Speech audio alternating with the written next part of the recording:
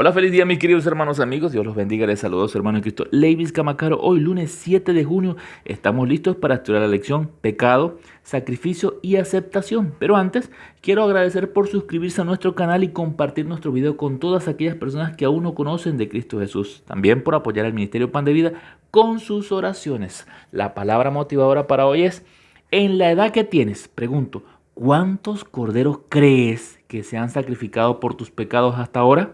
Bueno, vamos a leer en Hebreos capítulo 9, versículo 22, que dice en el nombre de Jesús: y casi todo es purificado según la ley, con sangre, y sin derramamiento de sangre no se hace remisión. Que tengamos bien claro eso, sin derramamiento de sangre no hay remisión de pecados.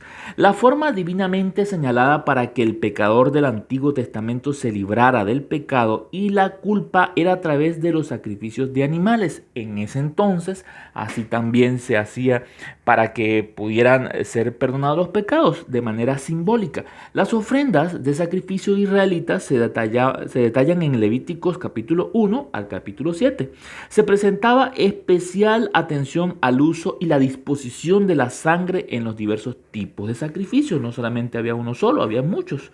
De hecho, el papel de la sangre en el ritual de sacrificio es una de las características unificadoras de los sacrificios israelitas. La sangre, ¿sí? La persona que había pecado y por lo tanto había roto la relación del pacto y la ley que lo regulaba, podía ser restaurada a la comunión plena con Dios y con la humanidad, llevando un sacrificio animal como sustituto, o sea, que iba a morir por esa persona. Los sacrificios con sus ritos eran los medios designados por Dios para lograr la purificación del pecado y la culpa en ese entonces.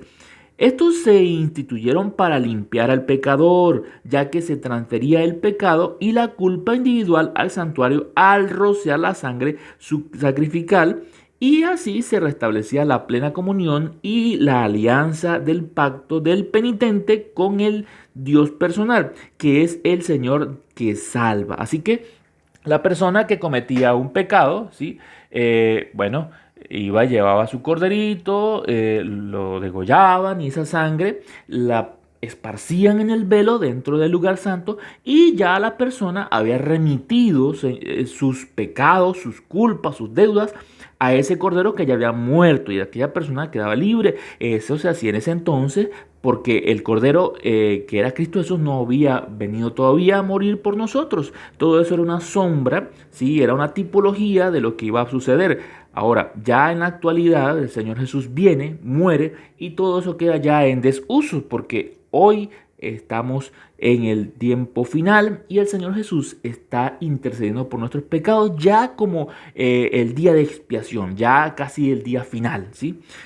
¿Cómo nos ayudan estos conceptos expresados anteriormente a comprender las preguntas al final del estudio de ayer? Ayer hablábamos que el santuario brinda esos medios para que la humanidad pecadora pueda ser aceptada ante el Señor. Bueno, que el santuario brinda a esos medios para conseguir la aceptación ante Dios, ¿sí? Para que el santuario era ese medio por el cual la persona podía conseguir la ayuda a solucionar el problema del pecado en ese entonces.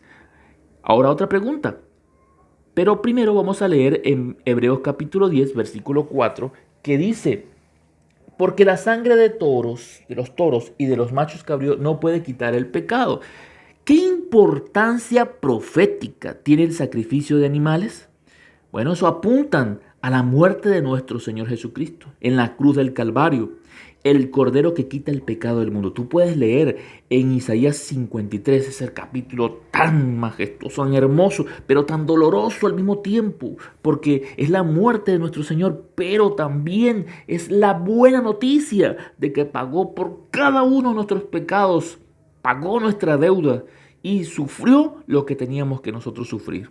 Pero para nosotros es una noticia salvadora, ¿sí? Los sacrificios de animales del Antiguo Testamento eran el medio ordenado por Dios para librar al pecador del pecado y la culpa. Cambiaban el estatus al pecador. De culpable y digno de muerte a perdonado y restaurado en la relación del pacto entre Dios y el ser humano. Pero había un sentido en el que los sacrificios de animales eran de naturaleza profética. Al fin y al cabo, ningún animal era un sustituto adecuado para expiar el pecado y la culpa de la humanidad. El autor de los Hebreos lo dice con esas palabras: la sangre de los toros y los machos cabríos no puede quitar los pecados. No, no, no. Por lo tanto, el sacrificio de un animal tenía por objeto despertar el anhelo de la venida del siervo divino humano de Dios, que moriría en sustitución por los pecados del mundo. Es mediante ese proceso que el Señor perdona y acepta al pecador y se establece la base de la relación del pacto. Ahora, somos perdonados porque el Señor Jesús vino a morir por cada uno de nosotros. Ese es el Cordero inmolado que quita el pecado del mundo. Ahora, ponte en el lugar de alguien que vivió en la época del Antiguo Testamento. ¿Cuántos sacrificaban animales en el santuario? ¿Sí? Cuando los sacrificaban, al recordar también cuán importante era el ganado para su economía, cultura y estilo de vida, y pregunto, ¿qué lección le enseñaba supuestamente sobre el costo del pecado? Bueno, desde ese punto de vista, salía caro estar comprando un cordero cada vez que pecaba la persona. Pero la muerte de Jesús es un precio incalculable y es para nosotros poder ser libres, porque el Señor se dio por nosotros. Ese es el Cordero inmolado. Él es el Cordero. Una vez y para siempre murió el Señor. Así que nosotros ya estamos libres de pecado, estamos libres de culpa, porque tú y yo aceptamos el sacrificio de Jesús en la cruz del Calvario. Que mi oración sea: Padre nuestro, gracias por enviar a su Hijo a morir por mis pecados y culpas. Gracias a Jesús por aceptar su misión y gracias al Espíritu Santo por convencerme de pecado y poder aceptarme, a poder yo acercarme al trono de la gracia. Y no olvides, así como te tomaste el tiempo de cometer tus pecados, tómate el tiempo de buscar a quien te pueda ayudar a solucionar ese problema de pecado. Que Dios te bendiga.